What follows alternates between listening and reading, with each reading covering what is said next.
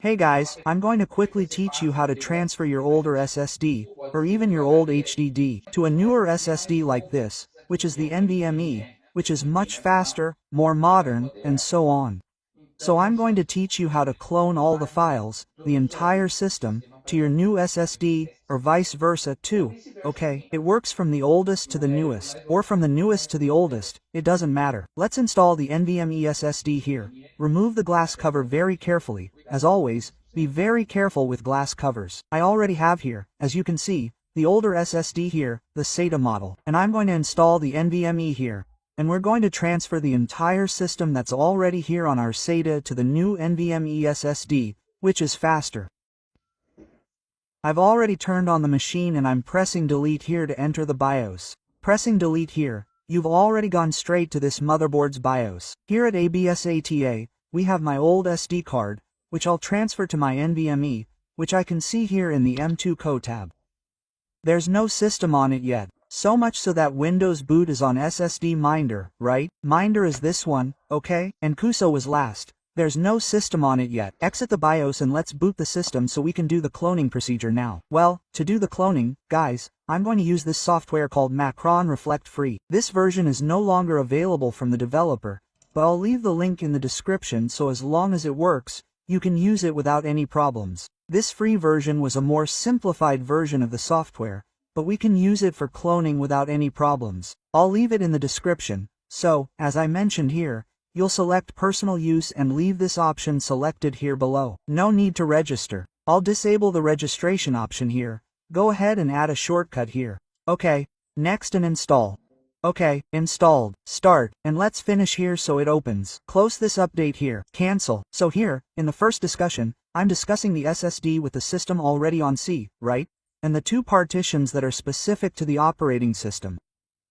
And down here, we have disk 2, which is our empty SD. To clone, guys, we'll click and select our disk here. Disk 1 is selected. We have the option to clone this disk. So, we'll select this option, clone this disk, and right below, the option to select a disk to clone has already appeared. I'll click on this option, and the only available option will appear, which is our Kusu disk.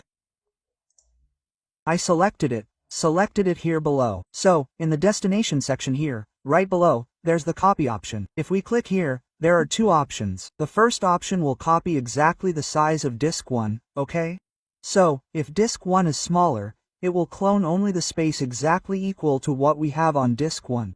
For example, if disk 1 were a 128 GB SSD, even if our disk 2 were larger, it would only take up 128 GB. I prefer to choose the second option because then it will extend. For example, if our disk 1 were smaller, a tiny 128 GB disk, cloning would already increase the space to 500 GB. I always recommend choosing option 2. If it were larger, it will expand the space of our primary SSD, which we're copying to. And the same happens if it were smaller. If it were smaller, it would decrease space, if possible. Of course, if it were already full and we tried to copy to another smaller SSD, it wouldn't be possible, okay? There would need to be free space to do this extension. If I click undo here, it undoes the copy, but let's select the extend option here, okay? So, having made the copies here, the process hasn't actually been completed yet, but it's showing what it will look like after the cloning is complete. With that selected, we can now move forward here and forward again. There will be a summary of the partitions, and we can click Finish here. We can disable and save the XML file, and then just run the backup and click OK. The cloning will then be completed. It takes a while. The larger the SSD or HDD in question, the more you'll have to wait. So, everyone, the cloning is complete. It took 16 minutes and 9 seconds. You can close it now and restart the computer or turn it off and on again.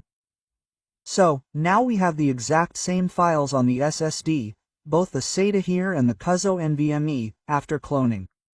I'm going to turn the computer back on. I'll press delete here to enter our BIOS, so we can see that both SSDs now have the Windows boot partition. If I look here in the boot sequence, you can see that both the SSD Minder and the Kuso SSD now have the Windows Boot Manager partition. So I can use either of them to boot. Advanced mode. here in the boot tab.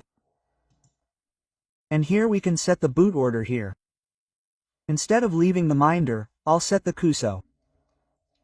So now, if I click here, it's F10, if I'm not mistaken, here in this case, most of these motherboards use F10, we can save and exit. So I'll press enter here to confirm. So the QO will be the SSD that will boot now. So, look, it's now booting from the NVMe, exactly the same as with the SATA SSD. I'll even turn it off again here, confirm it worked. Turn it off completely. I removed the SATA power cable here. Let's turn it on without it. Now it should boot normally, without having to touch anything. Here, look, it started right away. Even faster. NVMs are generally faster. That's basically what you'll do to clone from one disk to another. But let's assume that the other SSD or HD you're installing and want to clone your system onto already has stuff. Like in this case here, both already have stuff.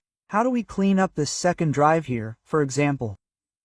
If we wanted to clean it so we could clone our system onto it, we could go to CMD, type CMD on your keyboard, right-click on CMD, go to Run as Administrator, open the command prompt, type diskpart and press enter to open the disk utility here.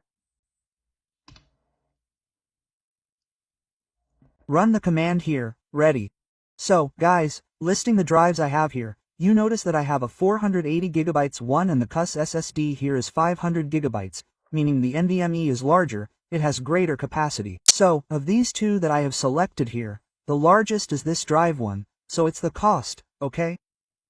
So let's say it had something inside it, I have to clean it with the clean command, but first I need to select it.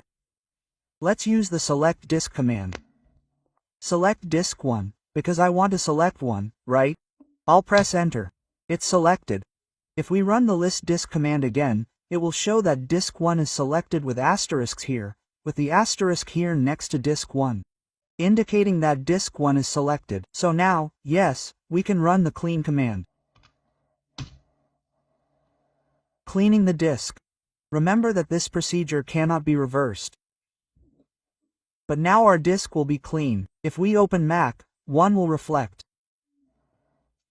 something, now it will have nothing left. Look, it's clean again. We can continue with the procedure. This is in the situation where our SSD, or in a situation where the SSD you want to clone to it is already occupied with something.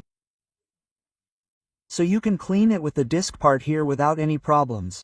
Okay, but be very careful with this command, as it ends up completely cleaning the disk. So that's it. I hope you enjoyed the video. If you have any questions, leave them in the comments below and leave a like to help you learn more. If you like this content, subscribe to the channel as I'm always posting more and more videos that can help you with your IT needs. Thanks, big hug, see you next time.